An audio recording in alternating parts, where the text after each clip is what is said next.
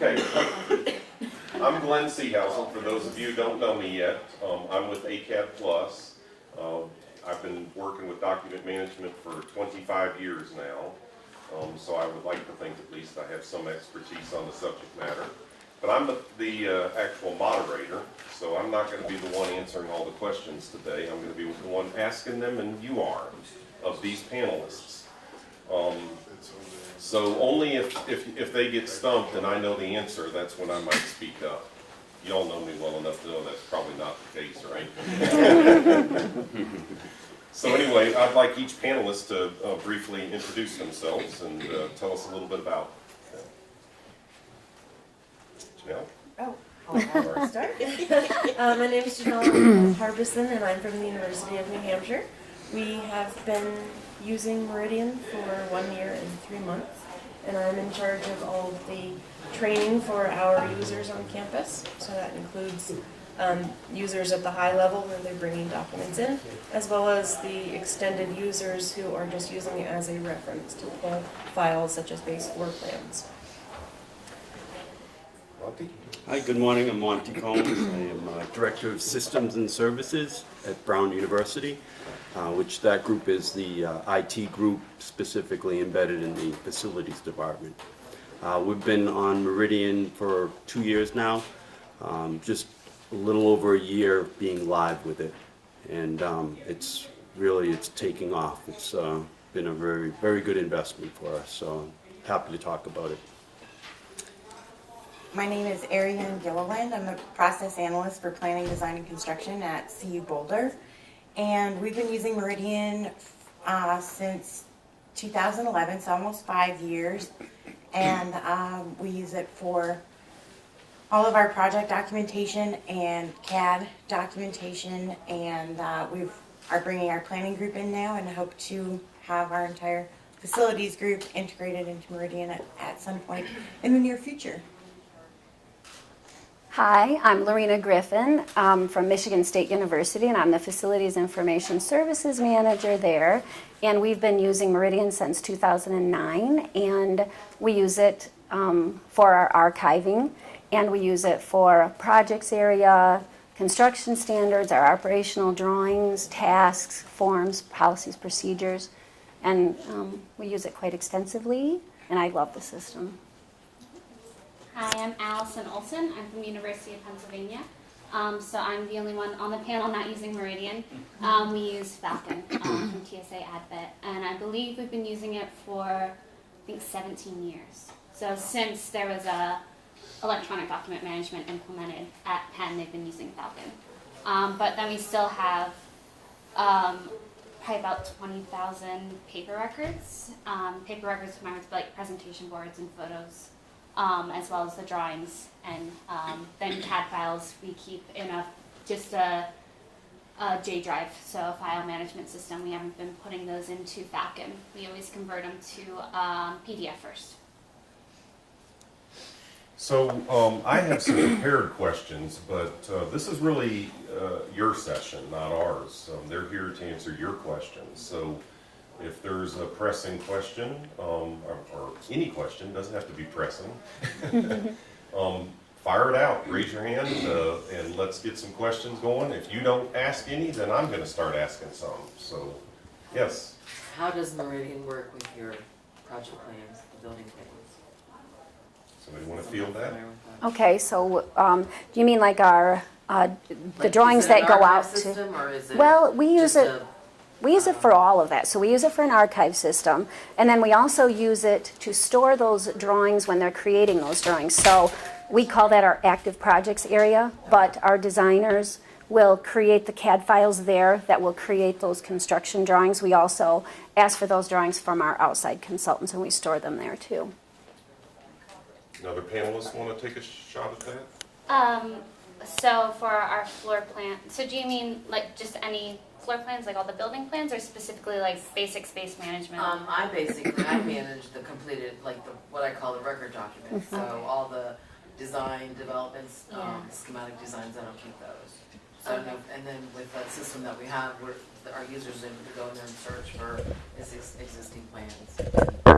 So And if that's the same. we keep all of that in our system. Yeah. All Okay, of so you're those. keeping all the stages. All of it.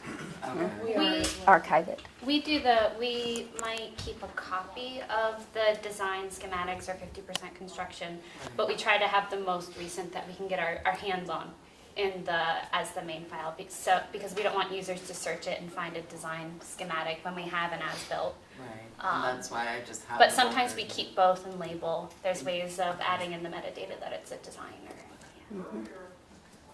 Other questions? Yes. So, at what point did people using Meridian, did you bring that on board, and how did you get previous legacy documents into the system? I can start with that. Glenn always recommends that you start with active documentation. We opted to start with our archive first because we had to prove it out to our operations folks that having the documents in there would be useful to them. So we set out and scanned our entire plan room, and then the big heavy lifting there was the indexing of those scans, the metadata around it, and getting that prepared. So we did that, over the span of about an 18-month process to get all that index data in, loaded into Meridian, and then we could go live with it for our operations folks. And then now we're transitioning into all active project documentation going into the system. Oh, go ahead, Janelle. At UNH, we started with our active projects, and we also started looking into our existing plan room, which was on an access database. And there's an excellent module of Meridian that allows you to take all of that data from an existing spreadsheet, and we put it into something called IntelliPort. So you're filling out all the information on those old legacy projects, and you can upload a sheet much faster by filling in the data outside of the actual program wizard. So we're bringing in our legacy drawings at the same time as our active projects. Our IntelliPort tool, which brings in data from an Excel spreadsheet, does a lot of validation against their other system information. So it validates whether it's a valid building number against their CAFM system. It validates whether it's a valid project number against their project management system. So it's very meticulously making sure that this data is not garbage in, because that's the worst thing you can do with document management. Ariane, you might want to mention the Sure. migration. So on the design and construction side, we went ahead and just said that all active projects and anything new going forward that's where our cutoff line was going to be, and we use Meridian from that point. We do bring in old documents as we need to reference them, so they were already electronic though. Our CAD office did a combination where they went live with new and active, but then brought in all of the legacy data, similar to what Monty described. So one of the things that we did was, it was just the requirement that Meridian was now where documents live. So we weren't having people put them in one place and then have to move them again and so forth. So that worked pretty well for us. Yes. Is the information, I mean, it may be different for everybody, stored by like a building number or a project number, or how is the information stored in Meridian? Yes. Yes. That's what I figured. Yes. It's not really, you can view it in any of those ways. So if you know project numbers, or you are in CAD and you work by building numbers or building names, then you can view things either way. Is it sorted then by your legacy documents and your active documents? You can do that. Whatever nav view you set up, you can use. So information is just in there, so whatever information is in there, you can create a nav view to sort by that particular piece of information. Yes. Can explain that, but I just want to add what she said. The great thing about having the document management system is that it allows you to reshuffle the deck. So if you think of all your files as being in one giant vault, you can pull them out and say, I want all of the drawings from this building And then you can say, I only want drawings from that building after 1980, and I only want the electrical drawings, and I only want them from the 3rd floor. And it doesn't matter if it was part of for us, a site project where maybe a utility came in, or if it was a building project, or if it was a small renovation, a capital project, legacy, current, they all get put in the same vault, and the document management system is what allows you to go right in and take exactly what you need. So it's really an access point, no matter what piece of data you could go at it from. Do you want to address this question? Yeah, so a similar way, we have building numbers where we organize it, along with project numbers for anything more recent, probably in the last, I guess, maybe 10, 15 years, because our records go pretty far back into the 1800s. So, yeah, it's the same way where you can, and then we have like controlled lists for the building names, because of course building names will change over the years, that you can also search by. Yeah, just sorting some finish up with that. Yes. How are you managing, you mentioned the garbage in, and I've always been fond of that one, but I'm more interested in what happens when garbage goes out unknowingly. And I guess what I'm getting at is for each project you put in Meridian, unless it's a new building, you're affecting space that you already have as-built information on. So with each new project, you have old information that needs to be removed from the system, or at least redirected to the new infrastructure. You know, especially with like mechanical distribution over a 100-year-old building where, you know, it's not necessarily about the 80s, it's about the whole life of the building, and you need pieces from all of those drawings. But how do you know which pieces are still valid and which ones have been replaced? Is Meridian able to work that problem in any fashion for you guys? I'm biting my tongue, guys. Well, I would actually say that it depends on who you are and what you're looking for and what you want to use that information for. So if you're maybe a maintenance person, you are only looking at what's current in the system and you want to get that information. But there are times when you want to find archive information for some reason. You know, so we've actually had a maintenance crew asking, well, there's this particular equipment in this building, and you know they can't find the information, but similar over here, and they can utilize that information. So it's all information. It just depends on what you want to get that information for. So everybody has a desire for a federated, perfect representation of their building today. You know, all the different projects that made it be what it is today. You would love to have a federated version of that. All the way down to the electrical, you know, all the duct work, everything, and nobody has the resources to have that. I've not seen it yet. So what the reality is that you put all that stuff in from the inception of the building till today, and you force people to put the puzzle together. But the document management system can facilitate that to some degree. Actually, I want to clarify, there is a piece that everybody does typically federate, which is the walls and doors, okay, which is your base floor plans, because you typically have resources to do that, but very few people can go beyond that to the mechanical, electrical, plumbing, and all that. So the rest of that stuff, you force people to put the puzzle together every time. So the only thing the document management system does to facilitate that and makes it really easier for them to do it is it can arrange the documents chronologically, because you're typically going to include the original documents as part of that puzzle putting together. And then it will also, if done correctly, let you weed out the projects that probably had minor effect, if any. Like I installed an antenna on the top, who cares, you know? But it was a remodel, I care. Okay, so you can maybe get it down to the 5 or 10 influential projects on that building, so the puzzle pieces are fewer. And that's about all it does. Yeah, and it's just the documents, not the history of the, you know. Hey, one. I guess, There's a guy in the back who's been. Yeah, Terry, you've been very patient. Yeah, I wanted to respond to the question a minute ago about how you got your stuff into your document management system on behalf of UPenn, because it was 16 years ago before your employment. And because they did something unique and interesting about it that I think people will appreciate.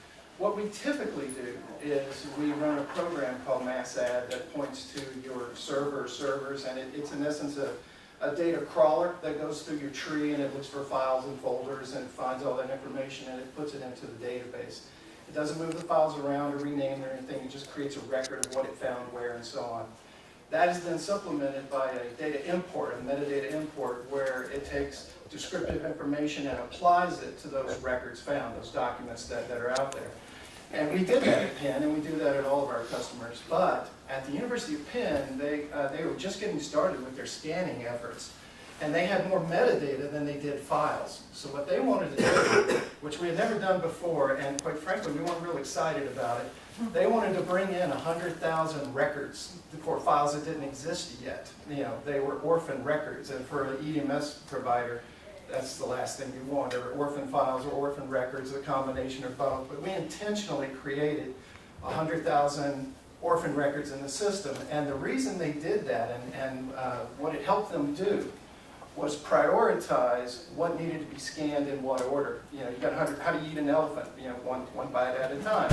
Well, where do you start? And what they did is anybody who came into the system who did a search for a document who hadn't been scanned yet, they would get a message saying this document hasn't been scanned yet. Please contact, you know, Chris Hansen at extension, whatever.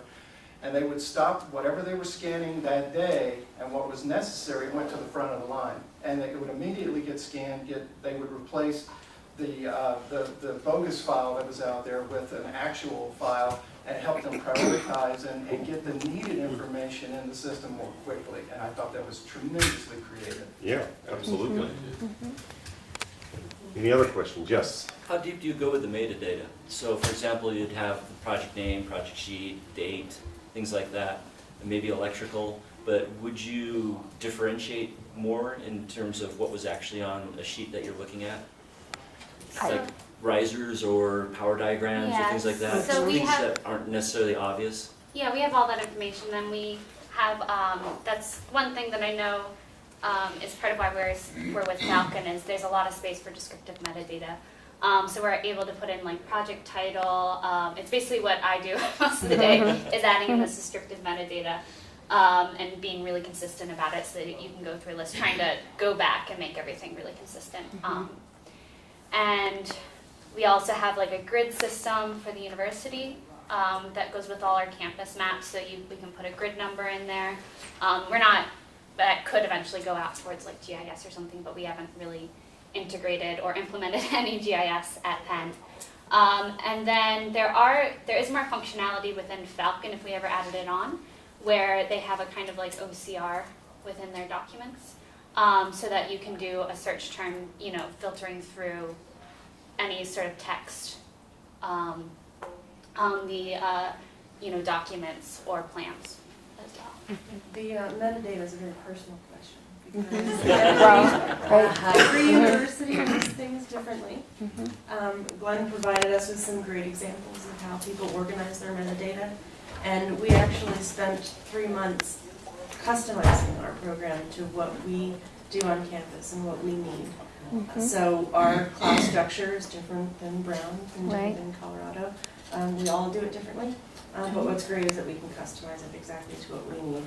And we had what we called Meridian metadata meetings, and I brought M&Ms, and we all hashed it out and had some discussions. And sometimes it was really fun, sometimes people really got passionate about it, but as far as the level of detail that you can get past our class and subclass, such as drawings is one of our classes, and then record drawings is under there, along with design development and all of those documents that maybe you don't want to see later on, but we want to record with the project. And then we have systems and disciplines. So under architectural, this is just don't look at the whole thing in detail, but this is just a list of all of the disciplines that we have, such as architectural, civil utilities, electrical, and everybody does this differently. And then we have all of the systems, so that you could go down to fire protection and get specific, or if you wanted your heating hot water lines, soils and geotechnical, we can get down to that level of detail and then pull out all the documents that we need on that specific system. I would say that 80% of the university customers that I have are similar, and 20% of it's different. Maybe it's even 85-15. So, I mean, there's pretty good what's the word I'm looking for? Sorry, I lost the word, but best practice, that's the word. There's pretty good best practices in place already for the 85%. It's just that last part that every university typically has their own bent to it. I'm sorry, go ahead. I wanted to kind of touch on something that both of you touched on, but I think is really important. So the amount of metadata, in my opinion, is not nearly as important as the consistency of the input, because it allows for you to find things and to have consistency within your documents and so forth. So setting a standard for doing exactly what Janelle did, which is, decide what you're going to do, and then, reinforcing that and monitoring that to ensure consistency, because once you get down, to a bunch of levels, people aren't putting it in, you don't have that information anyway. So there's a balance between, too much and not enough. So. And I also wanted to mention, I don't know if Meridian has something similar, but with Falcon you can make different environments. So we might, when we put in a document, add in, maybe 20 different metadata fields, but then we can have a different environment for different user groups, because they might not need to see all of that, and that might just kind of confuse them to see that. So, and I even have different environments for myself when I'm doing different tasks, so some have more information, some have less. Yes, and it does have similar, we don't call them environments, but yes. Actually, I wanted to say one other thing about that, and to me, it's my most passionate thing about metadata, and that is you need to leverage other systems where they exist, okay? You don't want to be entering a project number into your document management system by typing in the number every time. You want to be leveraging your project management database if you have one, or certainly a central list of projects with basic information about it. So that so you can have status, for example. I mean, you don't want to, when you've put in, well, it goes to the question earlier, when you put in project data over many years, some of those projects are active, some of them aren't yet, haven't made it to an inactive state yet, and you want that to happen magically behind the scenes. So if you've got 500 documents in there related to project 1, 2, 3, and it was active when you were doing it, and now it's inactive 6 months later, you shouldn't have to go back and readdress that. It should just magically become inactive when the project management system says it became inactive.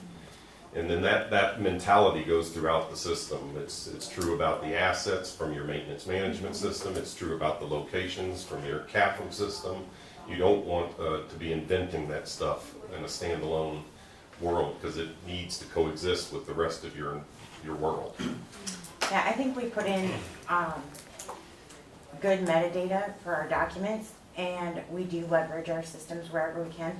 So document input for us takes, seconds to get a document into the system with all of the metadata that we use, and we do exactly what Glenn described. Takes seconds, and they typically enter about 3 or 4 things, but they end up with about 40 or 50 things that they can find that document by after entering 3 or 4 things, because the rest of that's inherited from the other systems. Yes, wow, the questions are flowing better and better. I'm never going to get to my questions, which is just fine. Yes. I was just kind of curious to hear from the other universities. I'm at CU, so like how you guys manage landscape projects. If you always associate them with the building, or like if it's just the plaza space, it's kind of like on its own. Like how do you organize that information so it's findable again? Sure, I can answer that. We have a grid system. We have a fairly well-developed GIS program on campus, and we have a grid system that's applied to all of our campuses across the state. And it's continuous, so we can add properties as we develop. So we can flag all of these landscape items to the grid that they're in, and the grid goes down 4 levels, so that you can go to our campus map, literally right-click on the area, and pull up a field that says what's here. Do you want all of the Meridian documents or specific documents that are in our system? So it is very user-friendly, and because we have that grid feature on a site project as well as a building project. Maybe it was a landscaping job that was part of a capital project, big building construction.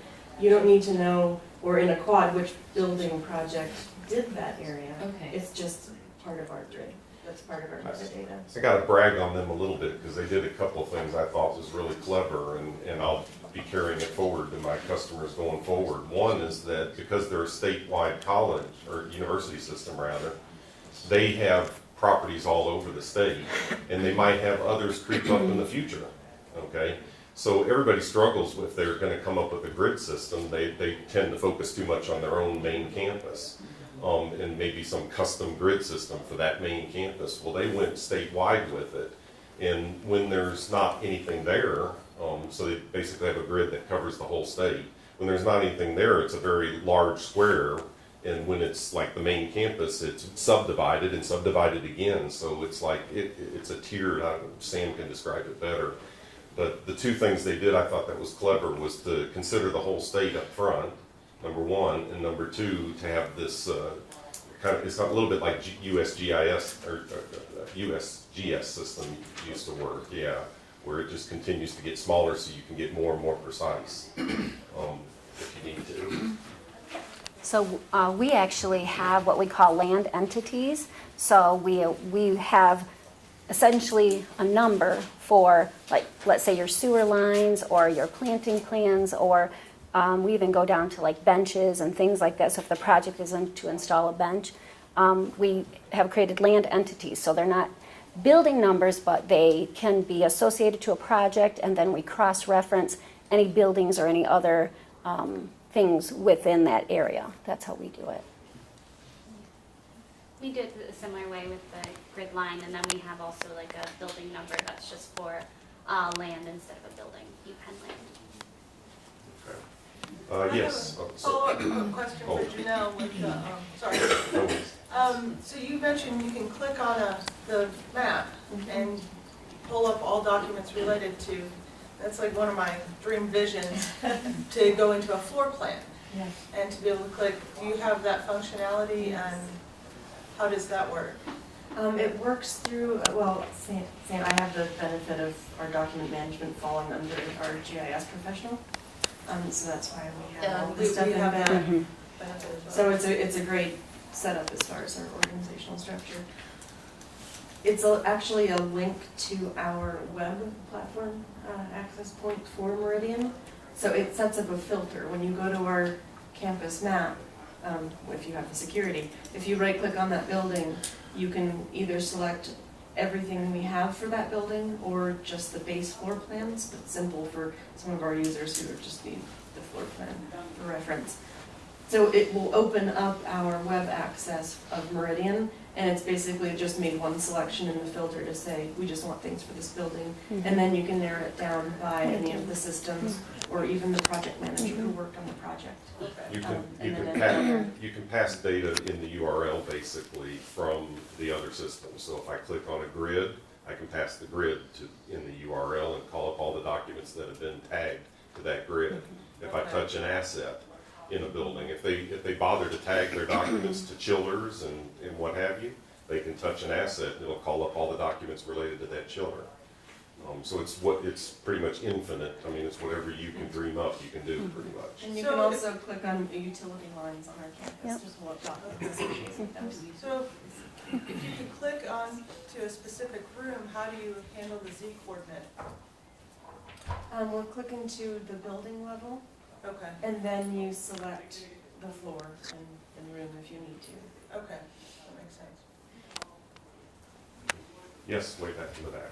Jessica. I'm curious how you guys are handling sort of non-standard data in your EDMS. So for example, like outside of like construction docs, schematics, whatever, things like emails, variances, which are often a handshake between the building inspector and the project manager. At the end of closeout, the PMs usually do like a lessons learned. They have no way to document that kind of stuff. Do you guys have a way to sort of manage those kind of one-off docs? And I'm curious how you're doing that. So, we do, and specifically on projects, so a variance would always be an actual document. We would never have just a handshake or an email or anything like that. So we try to formalize as much as we can and set standards for project documentation. Because one, we're our own code authority, so we don't have state inspectors or city inspectors or anything like that. We're our own authority having jurisdiction on our campus. So as part of that, right, that is very convenient, but as part of that, we have to report back to the state architect's office. So all of that documentation has to be part of the project. So once a year, we have to show compliance with our program to the state architect's office. So we formalize as much of that as possible. Emails, if we need to, we save pertinent emails to the project folder. Just Is as it at the correspondence. PM's discretion, or are you guys establishing the standards as to what goes in and what doesn't? I establish standards for what go. First of all, here's our standard at CU Boulder. Everything goes into Meridian, period. It does not live on a server elsewhere. It does not live on your desktop. It doesn't live, in your email. So everything lives in Meridian.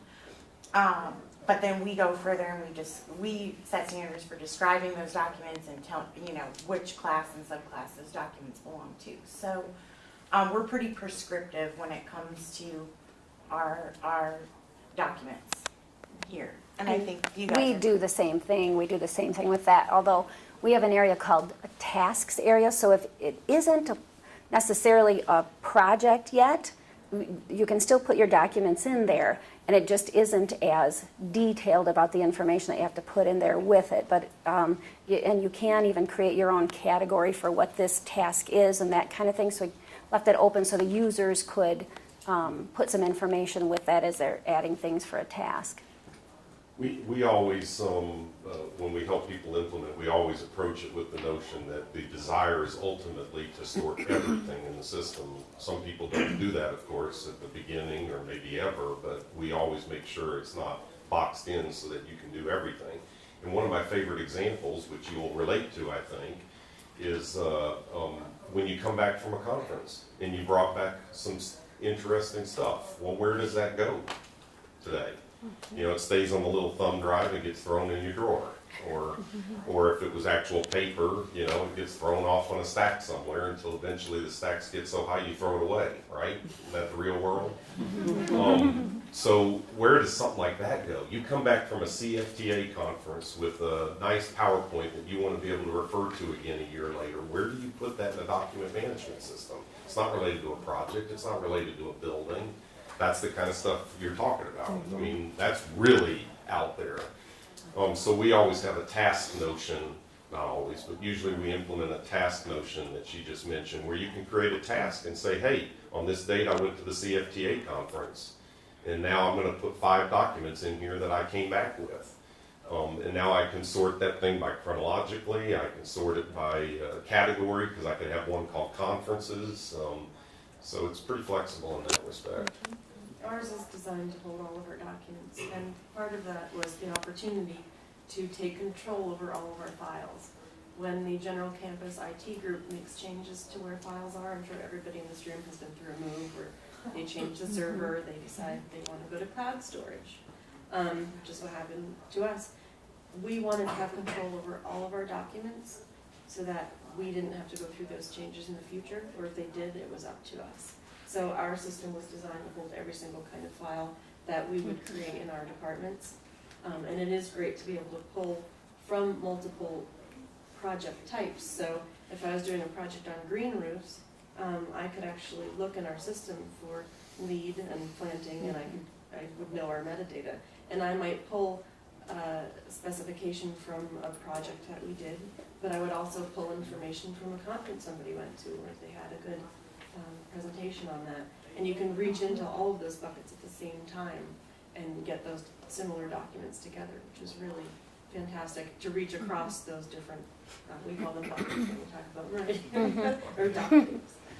So I'm curious, at our university, we typically, the majority of our documents are drawings in our database, our document database, but it sounds like a couple of you have multiple types of documents within it, like CAD drawings. Well, and so the majority of ours is going to be drawings, and we're taking from a closeout process. Do you have a procedure in place to accept these documents from all around the university? Because it sounds like you're getting a lot of information from people, and is there a dedicated crew that just inputs it? Because how do you to maintain the consistency of the information going in? So here at Colorado, document management is part of our business process. So if you are receiving or generating a document, you are the owner of that document, you're responsible for inputting that So document. everyone has the power to input into Meridian, Mhm. essentially? So, and we look at it, all of our templates, form, procedures, everything, they are in Meridian. So if you're starting a project and you need to get funding approval, there's a form for that. We have forms for everything here. But you start it in Meridian and it lives in Meridian from that point forward. So when project closeout happens, we don't view our system as an archiving system at all. It's just the way we handle the documents during our everyday business. This is a repository for all docs. Yeah. How do you enforce that with everyone? Like, Well, That's funny, 'cause that was the first question on my Right, list. right. Yes. Well, I have a ruler and I Yeah. So, Glenn always talks about quality metadata. Right. And that is the most important thing. So having everybody well-trained, having a system that is organized, and having a system that works within your existing vocabularies and structure is helpful, but it is something where you have to stay on top of it, and you need somebody who is the lead and can really help your organization through the training process. And I was actually brought on board as a new position at the university. When Meridian was purchased, they realized that it's important to commit, and you must commit the resources, because you can't do it sort of halfway and sort of try a little bit, because it will not be successful. So I'm full-time on the program. I'm in charge of training everybody and making sure that systems are working, and then checking and validating, because you have to go through and make sure that people are using it correctly. I do need to be clear here, though, that there are plenty of customers that use Meridian just as a simple archiving system. It can do that too. It does not have to be done the way these folks that I picked on the panel, and from my customer base anyway, do it. There are plenty of customers out there that don't bite off that much of the elephant and don't treat document management as holistically as these folks at the table are. But obviously I shoot high, right? So and I'm not super familiar with UPenn's approach to it, but I certainly wanted somebody from another system here. So And there's some in the room. yes, yes. Can I follow up on the email discussion a little bit? Sure. Just because I thought you asked a question back there about the email. We spend a lot of time talking about that in our organization because so much of the correspondence is through email, and that's not captured in your project's Decision-making database. happens by email. Right, so we were very concerned about that, and Meridian is not integrated seamlessly with Gmail. It is with Outlook, but we're a Gmail shop. So it was an extra step to take your email, save it to a PDF, and drag it in and describe it. However, after really going through all of this, we decided that, you know what, all those emails going back and forth are all of the discussion leading up to a decision. We don't need that. We need the document for the final decision. And so that way, there's very few emails that actually need to come into the project document database. It's really just the final decision. What was the outcome of all that dialogue that the owner, us, our project manager had with the architect or with the contractor? So they've been pretty much, it's mandated across the PM group that any decisions made have to be followed up with an actual document, whether it's an RFI that comes out of it or a submittal or whatever it might be, and those are getting captured. So at least we have the documents coming in that formalize what happened in the project. Now, a couple of the PMs, they like to have everything, so if they want to do that, they can capture all their thread of their emails and save them as a PDF and bring it in, put it under their whatever category it belongs in. But it's a big deal because it's an awful lot of project knowledge, and when someone leaves the university, that's locked down. Even if we go through our chief security officer, we can't get access to that email. to find something critical. We require that if an attachment comes in via email from wherever, first stop is Meridian, and that all decisions made are documented in a more formalized process, not just a back and forth discussion in emails. So we have forms for everything. I'm not joking. Steve? This Steve, right? Not having a document management system, my ignorance will be obvious. I'm trying to understand some functionality things and process flow. I think of a situation where somebody's got a spreadsheet that they fire out to 10 people. How does document management handle that? What's the process change that's different? So if I take my spreadsheet and it goes to 10 other folks, what's managing sort of that document? Well, we went through this. Is there a different way of sharing that document with people than sending a copy to 10 people? So we tried to address that like document by document in our organization, and we went through looking at what all the workflow process was for each and every one of those documents, and then we created a website that everyone could go to so everyone would be on the same page about where this document starts. Is there a form for it? Is there a workflow process for it? Whose responsibility is it to put it in what system or what place? And we have that in each and every one of our documents. And so when you talk about like processes too, we've also interjected ourselves into the process for construction closeout. So before a project is actually closed, it has to go through Facilities Information Services to get approval for that. And so we've put ourselves in a lot of different workflows and established a lot of workflow and processes to be able to make sure we get these documents to put in the system. And we also have two different ways of putting it in the system. We have our archival, we have a big process to archive the documents of which we hire students for, and only certain selected people who have been trained in that are able to put those documents in our archive area. But then we also have, like I said, our project area that people put their documents in when they're creating those documents. And that's how we do it. That's a pretty tricky question to answer. It's hard to do a short answer to that question, to be honest with you. But my quick answer would be that the system doesn't dictate that. The process is dictated. So that example that you used, you could choose as an organization to continue to fire an Excel spreadsheet around to each other via email and let that thing not live in Meridian until it reaches a certain point where it should. That's the tough question. Should it live there from day one, or should it be allowed to float around for a while before it makes it into the document management?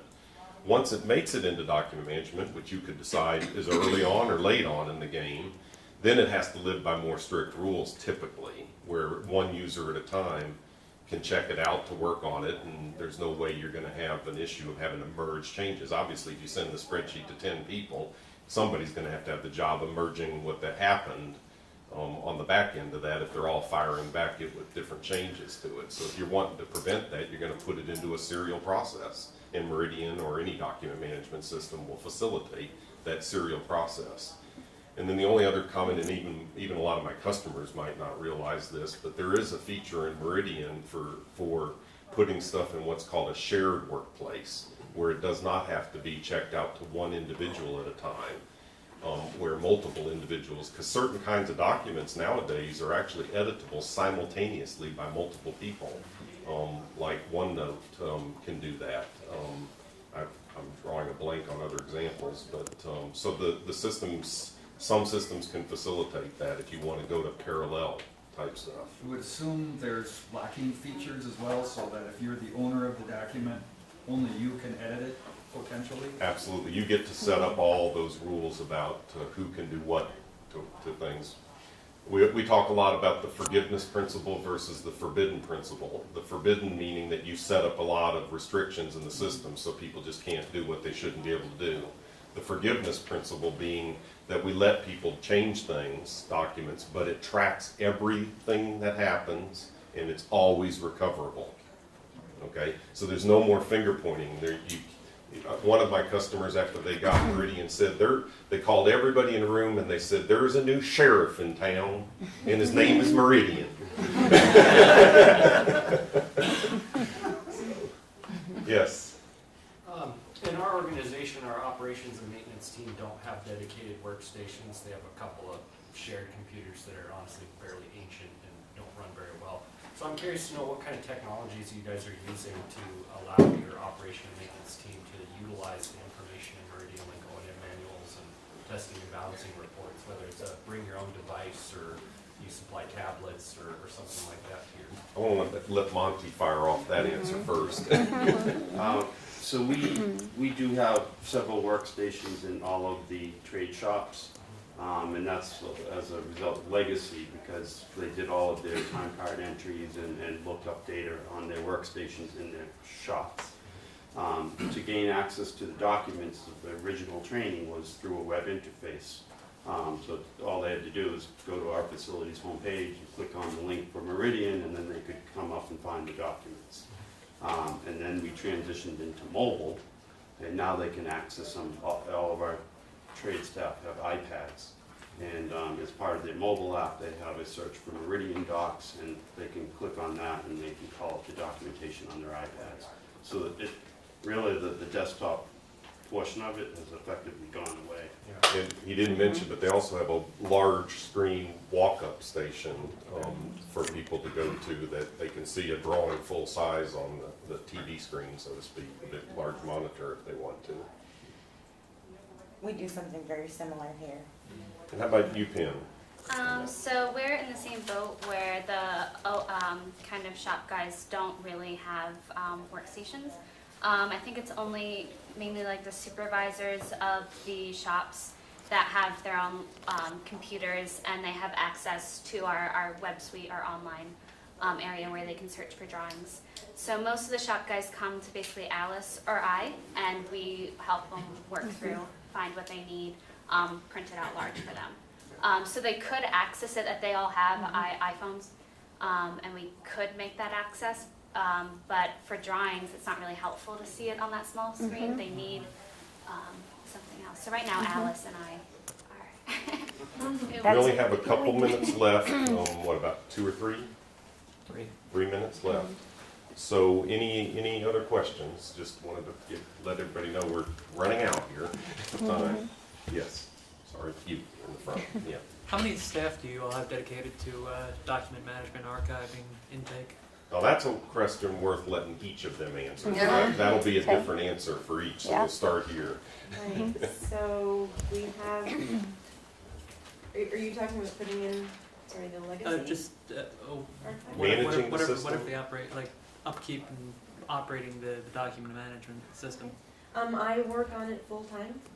I also work with our CAD manager who is helping to bring things in. I have 2 work studies, and then our project managers are bringing their own documents for their projects.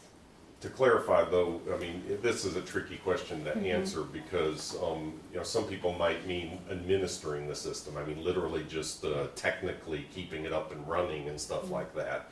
That's virtually nil. I mean, she's spending her time helping users adopt the system into the organization. Lots of training, lots of hand-holding, lots of monitoring what they're putting in. So it's really more about business process and about quality of data. It's not about administering the technology, if you will.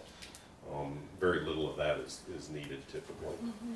We do not have anybody that's dedicated 100% to document management. I had hired a temp worker for the first 18 months to do all the indexing to get to load up the archives.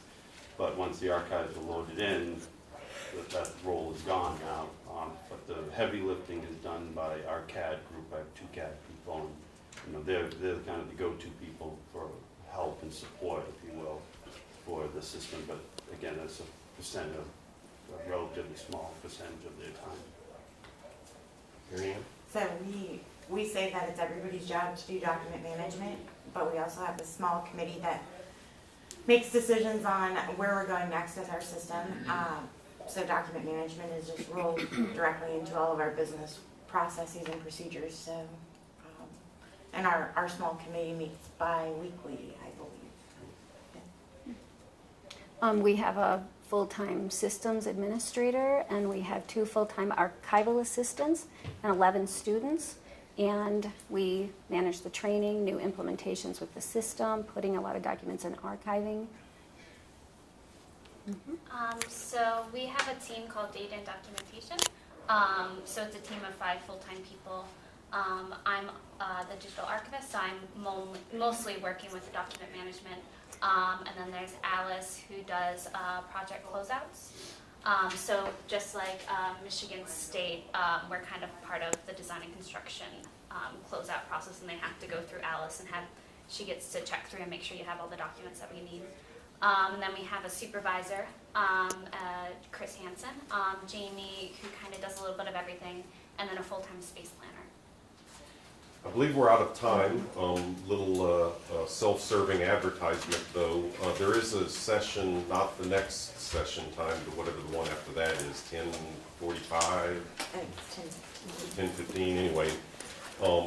That Ariane at CU Boulder here and I are going to be doing, and you'll see a lot of the stuff we just talked about, because we'll show their live vault, and you'll be able to put visuals to what we were talking about. No, 10:45. 10:45. Started. Thank you.